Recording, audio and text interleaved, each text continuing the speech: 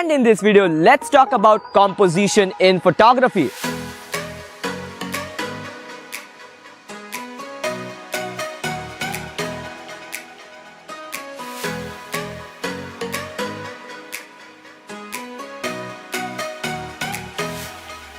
Now, before we talk about composition, let us understand what exactly a photograph is. So, a photograph is basically a two-dimensional box which is actually representing a three-dimensional world. And composing your photograph means placing the elements of your image in a way that the image is able to tell or convey a story to the viewer. Now, the question is, we have understood what composition is, but why is composition so important in photography? So as a photographer, the technical settings like the exposure, aperture, shutter speed, ISO, white balance and stuff are the technical things you have to master. The real challenge of photography is how you compose your image and your composition. So composition is the most important thing that will tell the story of the image to the viewer. As a photographer, you should work hard to compose your image. As a viewer, the viewer should not work hard to see a beautiful photograph. If he sees a photograph, it should be good enough. Okay, the viewer should understand what the subject is and what the actual story is. So that is the reason why composition is so important in photography. First composition guideline is rule of thirds. Now, if you have read somewhere about composition, you might have heard about rule of thirds. Generally, as a beginner photographer, what we do is basically we try to shoot a subject and keep it at the center. Now, the thing is, if we do that, it might result into a boring image. So, rule of thirds suggests that you divide the image into three different parts, horizontally and vertically, into three equal parts, and place your subject in any of the four intersection points. Now, if you place your subject in any of the four intersection points, the human brain directly sees those subjects and it's very easy for them to focus and grab attention towards the main subject or the main element of your image. So rule of thirds is a very easy guideline that you can use, and if you use rule of thirds instead of simply placing the images or the subjects in the center, you will realize that you're creating much more dynamic and better looking images. The next guideline is centered composition. Now, as I said that placing subjects in the center might make the image boring, but photography is an art form, okay, and it has exceptions, and similarly even this has an exception.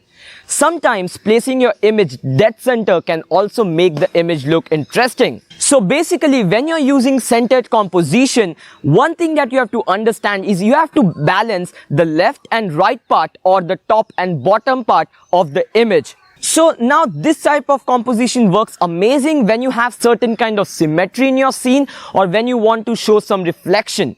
So centered composition can also create amazing images, and they can look simple but at the same time very visually appealing. So if you have some kind of symmetry, try to create an image with balanced composition, because that can look very pleasing to the eye, and also amazing images will be produced. The next composition guideline is leading lines. Now, as the name suggests, leading lines means there will be lines which lead or converge to a single point or your subject. Now, leading lines is a very strong composition technique that you can use to spice up your images and to make it much more dynamic. Now, the challenge while using leading lines is that always when you're shooting, you won't get those lines very easily. Sometimes the lines won't even be straight. There will be curved lines as well. It is your job as a photographer to visualize and have patience and analyze the scene and try to visualize what are the lines that you can use to compose your images. You can also place the most important subject or the element of your image in the point where all the lines are converging, and it can be a very strong composition technique to create very beautiful images. So make sure when you're shooting next time, try to visualize certain lines which can help you to create dynamic images. The next composition guideline or a composition tip is to use some kind of foreground interest. So now when we are shooting and we are so overwhelmed by the subject, we only focus on the midground and background and we kind of ignore the foreground, and that can be a huge mistake while composing your images. If you add some kind of foreground element that actually complements the scene, your images will look much more dynamic because you're adding interest from the foreground to the midground all the way to the background. So if you add some kind of foreground interest in your images, you will see that your images are slightly getting much more interesting, and Remember it to can also upload help your work to at tell Google a story Classroom. and to actually draw the attention of the viewer from the foreground to the background where the actual subject is present. The next thing that I'm going to talk about is the focal length. Now, the focal length you're shooting makes a hell lot of difference. So even if you're using a similar composition, it also depends a lot on what focal length you're shooting. So if you're shooting with a wide angle lens, it will give you a very different image. If you're shooting with a 50mm lens, it will give you a different result. And now if you're shooting with a 200mm lens, it will give you a different result. In short, the focal length matters a lot. Every focal length has a different look to it.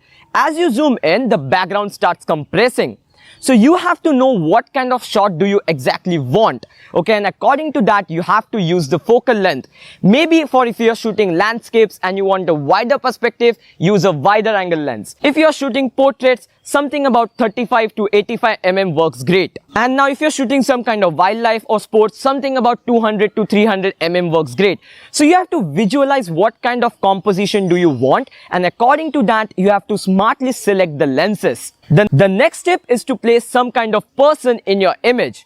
Now, when you're shooting landscapes, it might be very difficult for the viewer to visualize the depth and the scale of the landscape.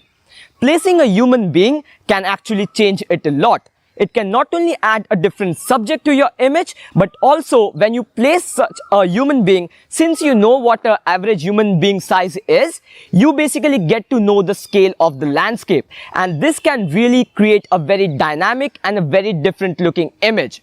So just with placing the human being, you can see the difference is a lot, and you get to visualize the overall scene in a much better manner.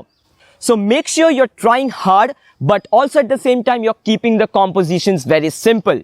Don't try to complicate your compositions. Make the compositions simpler and also at the same time visually appealing to the viewer. Your first task is to take several pictures of your family or house, mining different angles until you obtain a good photograph composition.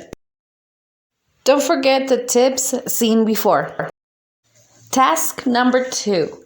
In Google Classroom, it's a file with some quotes. Create a picture for these quotes, just like a meme. You need to do at least 10 quotes, just like these.